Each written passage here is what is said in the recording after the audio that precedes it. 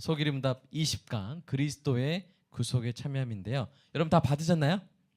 네, 빈칸 넣기 하면서 이거 다 채우신 분은 청소권이 증정이 되도록 하겠습니다.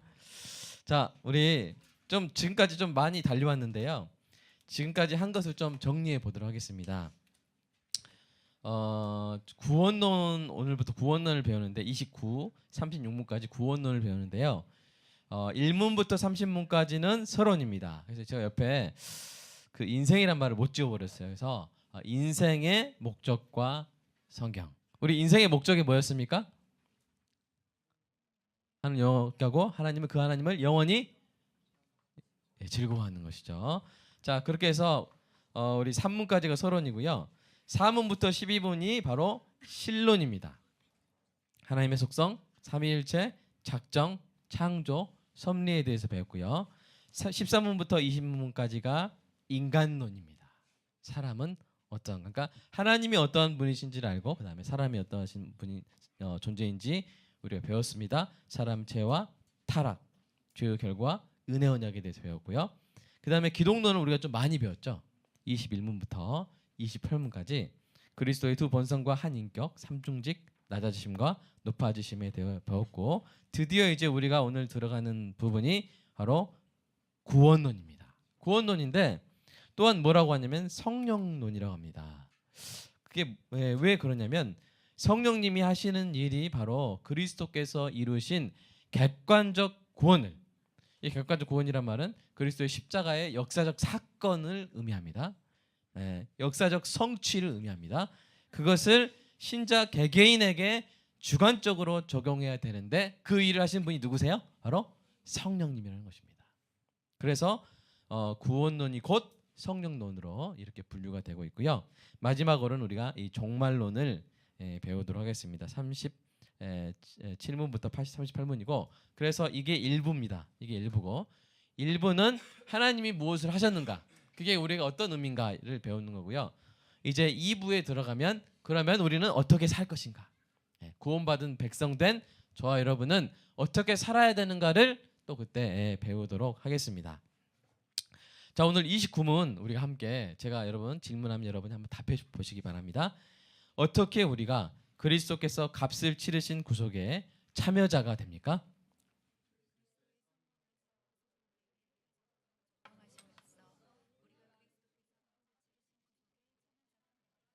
네, 좀 말이 어려울 수 있는데요. 그리스도께서 성령께서 구속이 뭡니까? 죄인의 값을 대신 치르고 그 죄인을 해방시켜 주시고 구원해 주신 그 역사를 우리에게 효과적으로 적용하심으로써 우리가 그리스도께서 값을 치르신 구속에 뭐가 된다고요? 네, 그래서 파트 테이커라고 그래요. 파트 테이커. 그래서 참여자가 되는 겁니다. 참여자가 되는 겁니다. 네. 자, 그다음에 30문 한번 해보겠습니다. 성령께서 어떻게 우리에게 그리스도께서 값을 치르신 구속을 적용하십니까? 시작.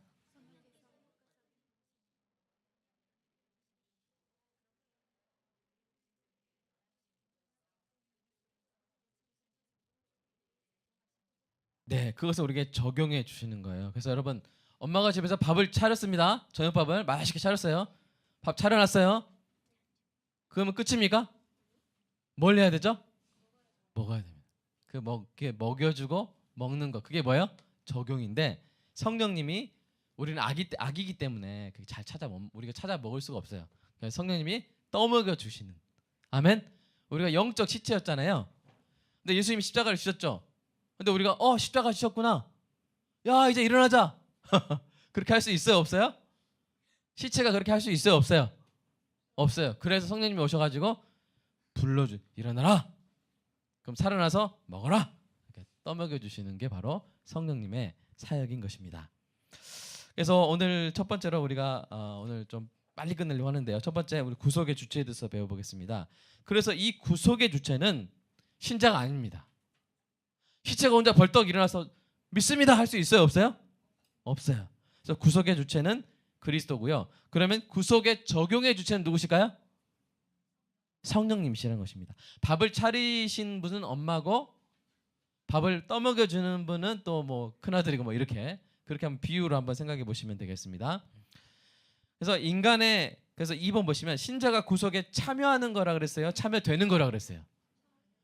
죽어 있었는데 깨어나고 보니까 제가 하나님의 자녀가 돼 있는 거예요. 이게 바로 은혜입니다. 우리가 한 일이 하나도 있어요, 없어요? 하나도 없어요. 인간의 본성은 구속의 가치를 알고 택하여 자신에게 적용하고 유지할 수가 없어요. 그래서 여러분이 전도에 보면 그걸 뼈저리게 느껴요. 정말 귀한 소식 아닙니까? 우리는 아무것도 하지 않았는데 그리스도께서 십자가에서 죽으시고 성령께서 그걸 적용해 주시니 믿기만 하면 됩니다. 그 귀한 복음을 아무리 전해도 사람들이 좋아해요? 대부분 싫어해요? 대부분 싫어해요. 가치를 몰라요. 그래서 뭘 좀 같이 줘야 받아요. 이렇게 건빵을 같이 준다거나 선물을 같이 줘야 받지 그냥 주면 안 받는 사람들이 정말 많습니다. 그리고 막 던져버린다거나 하지 말아요 막 이런다거나 막 이런 사람들이 정말 많습니다. 자, 그래서 3번 보시면 구속은 인간이 믿기로 결정하고 선택하는 것이 아니라 성삼위 하나님께서 하시는 일입니다. 그래서 구속의 계획은 누가 하세요? 하셨어요? 성부 하나님께서 하셨고요. 구속의 실행은 누가 하셨어요?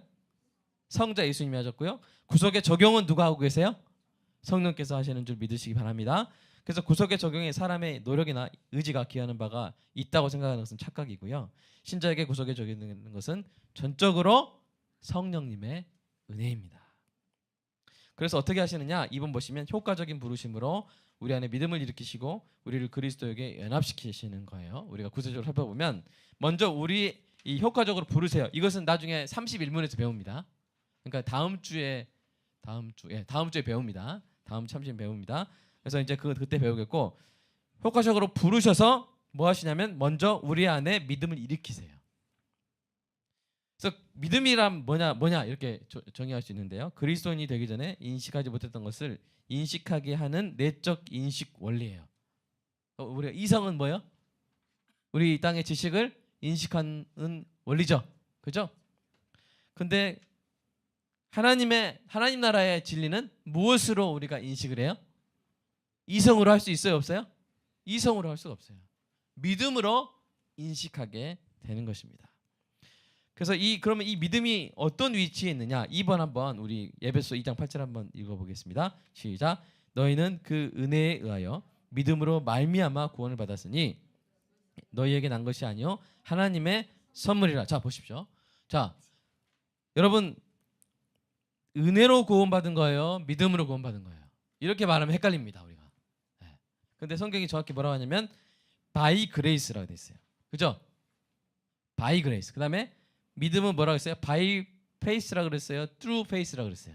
through faith. 자, 제가 목이 마릅니다. 자, 목이 마릅니다. 자, 목마름을 해결하려면 자, 물을 마셔야겠죠? 그죠? 근데 지금 이 컵으로 제가 물을 마십니다. 그죠? 이제 목마름 해결됐습니다. 제가 이 컵 때문에 해결된 겁니까? 물 때문에 목마름이 해결된 겁니까? 그죠? 컵은 뭐예요? 도구죠. 그런 것처럼 이 믿음은 은혜의 통로인 것입니다. 사실 빨대 비유가 더 좋은데 이 빨대를 꼭꼭 마시면 우리가 빨대 마셔서 갈증이 해결된 게 아니라 빨대를 통해서 뭘 마셔서 우리 갈증이 해결된 겁니까? 물을 마셔서. 그래서 저와 여러분의 구원받은 것은 은혜로 구원받은 줄로 믿습니다. 그러나 무엇을 통해서? 믿음으로. 그래서 믿음이 우리의 공로가 될 수 있어요, 없어요? 없어요. 믿음도 누가 주신 거예요? 빨대도 누가 주신 거예요? 하나님이 주시고 성령님이 주신 것입니다. 자, 우리 그래서 하나님의 구원은 경험이나 이성이 아니라 믿음을 통해서만 인식할 수 있고요. 4번 보겠습니다. 자, 효과적인 부르심으로 부르시고 그다음에 믿음을 일으키시고 동시에 어떻게 되냐면 그리스도께 연합시키시는 거예요. 저와 여러분이 하나님이 창세전에 그리스도 안에서 선택함을 받았다 그랬죠?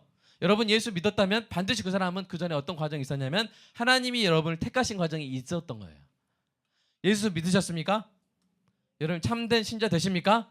그랬다면 여러분에게 이미 뭐가 있었냐면 하나님이 세상을 만드시기 전에 여러분을 그리스도 안에서 선택하신 과정이 있었던 거예요.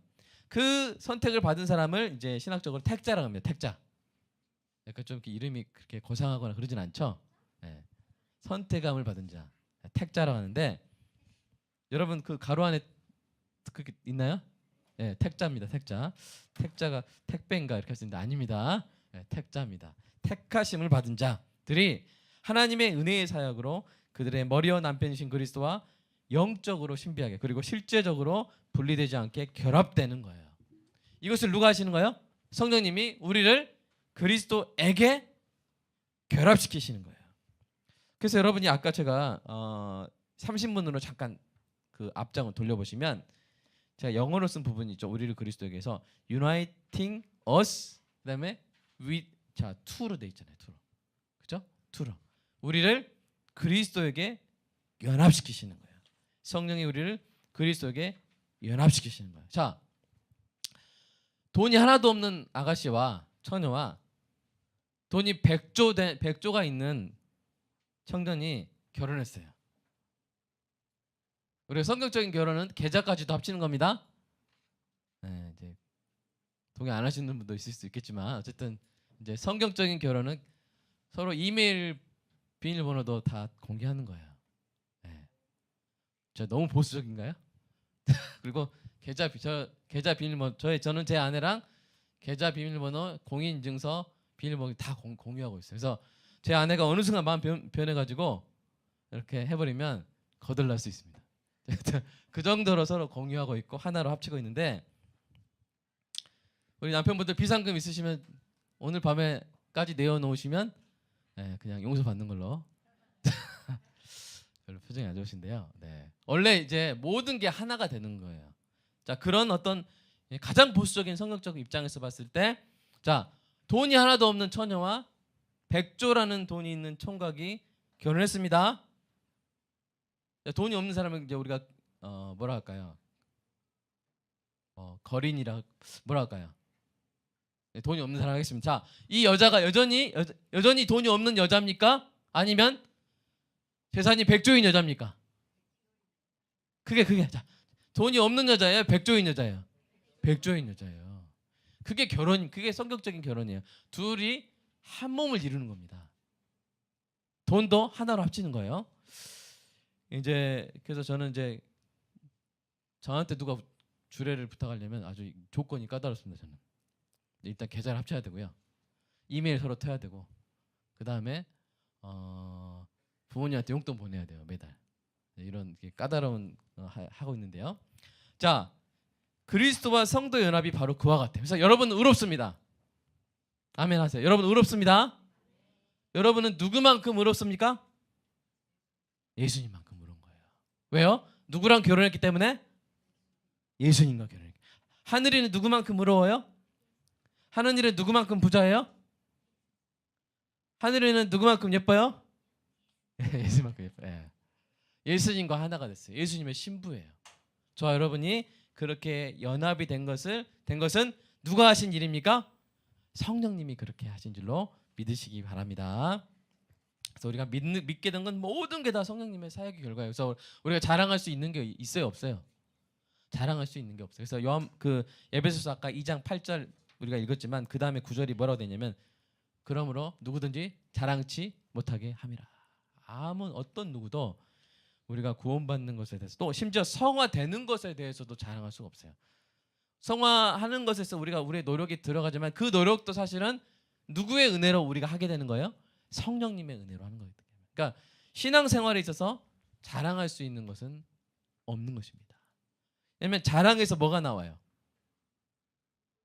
하려는 그 마음, 그 원천 뭐냐면 교만이에요. 교만. 자랑에서 교만이 나오고 교만에서 자랑하는데 이 교만이 죄의 근원이거든요. 근데 복음은 뭘 깨는 거예요? 바로 그 교만을 깨버리는 거예요. 그래서 아무도 자랑할 게 없어요. 칭찬할 거 많아요. 네. 여러분 뭐 어떤 공동체 들어가고 싶어요?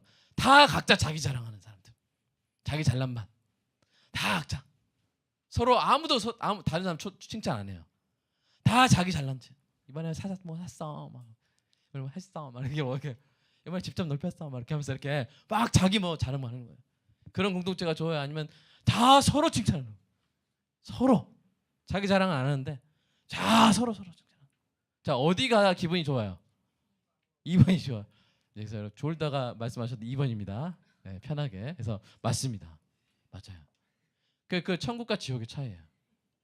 여러분 지옥 가면은 지옥불도 힘들어요. 지옥불도 힘들겠죠. 그러니까 폭염 속에 지내보니까 지옥불 힘들겠죠. 근데 더 힘든 건 뭐냐면 지옥에는요 교만한 사람들만 드글드글해요. 교만한 사람들이 드글드글해요. 여러분 교만한 사람들하고 한 여행 예? 어디로 갈까요? 하와이 9박 10일 교만한 사람들하고 그냥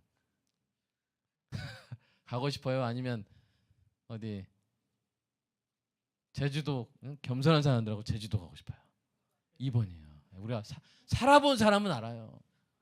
교만한 사람들하고는 퍼스트 클래스 타고 가도 힘들어요. 그래도 한번 타보고 싶습니다.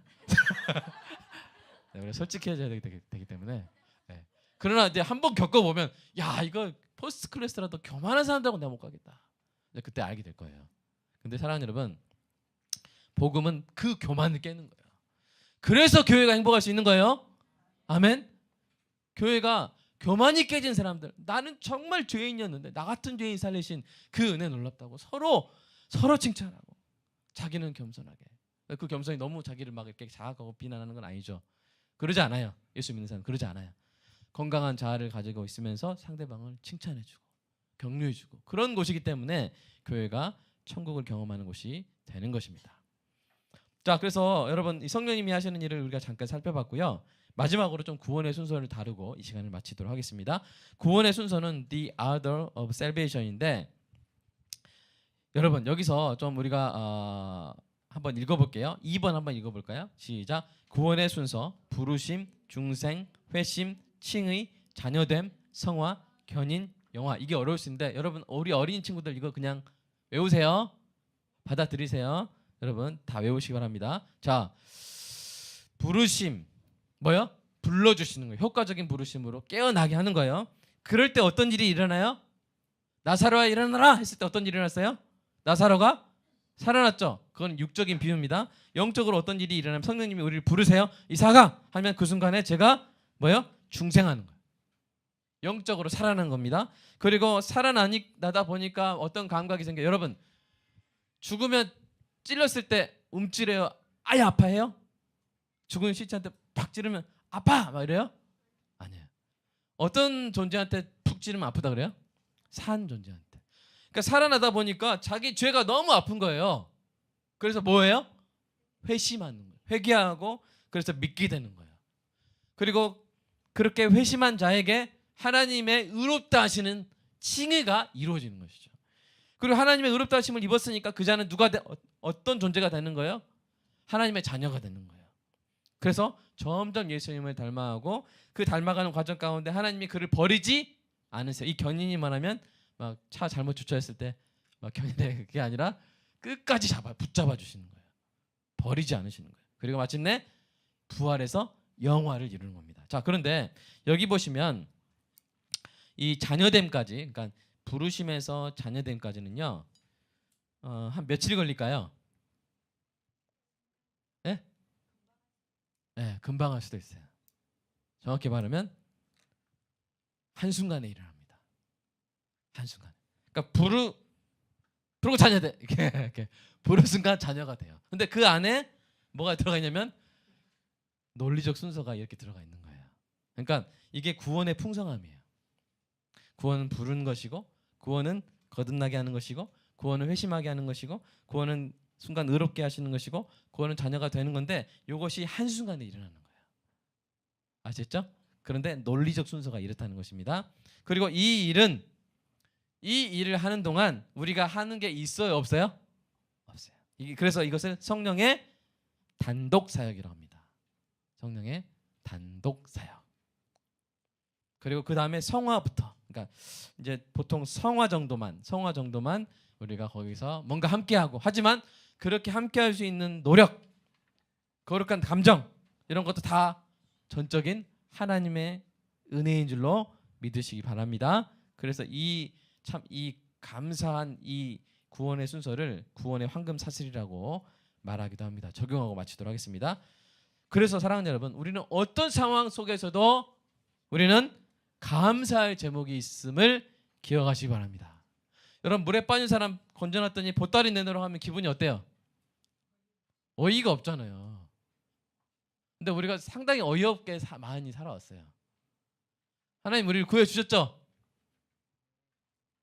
H2O에서 구해주신 게 아니라 죽음의 바다에서, 그죠? 영벌로 떨어질 수밖에 없는 그 구덩이에서 우리를 건져주셨죠? 근데 우리는 항상 하나님한테 뭐라 그래요? 보따리 내놓으세요. 보따리 내놓으세요. 이게 뭡니까? 해준 게 뭐가 있어요 하나님? 막 이렇게 하는데, 사랑하는 여러분, 우리가 어이가 있는 신앙생활하는 은혜롭게 축복합니다. 그래서 어떤 상황 속에서도 우리는 감사할 제목이 있다. 뭡니까? 우리를 부르셨고 중생시켜 주셨고 회심시켜 주셨고 우리를 의롭다 하셨고 우리를 자녀되게 하셨습니다.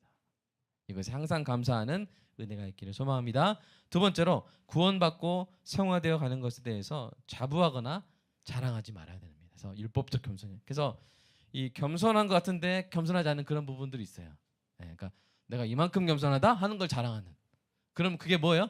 그런 게 이제 율법적 겸손이고, 복음적 겸손은 정말 마음속에서부터 우리가 교만을 이기고 오직 예수님만 높이고, 서로 다른 사람을 나보다 낮게가 아니라 다른 사람 나보다 낮게 여기고, 서로 먼저 다가가고 먼저 인사하고 먼저 칭찬하고 먼저 인정해주고, 아멘. 그렇게 천국을 만들어가는 복음적 겸손을 가진 사람들이 있으면 거기가 뭐가 돼요? 천국이 되는 거예요. 그런 천국이 되는 우리 교회 앞으로도 계속 그런 천국을 경험하는 것으로 여기서 여러분이 행복을 얻는 그런 복된 공동체 되기를, 또 여러분의 가정이 그렇게 계속 되시기를, 여러분의 직장이 그렇게 되시기를 주님의 이름으로 축복합니다. 기도하겠습니다. 하나님 감사합니다.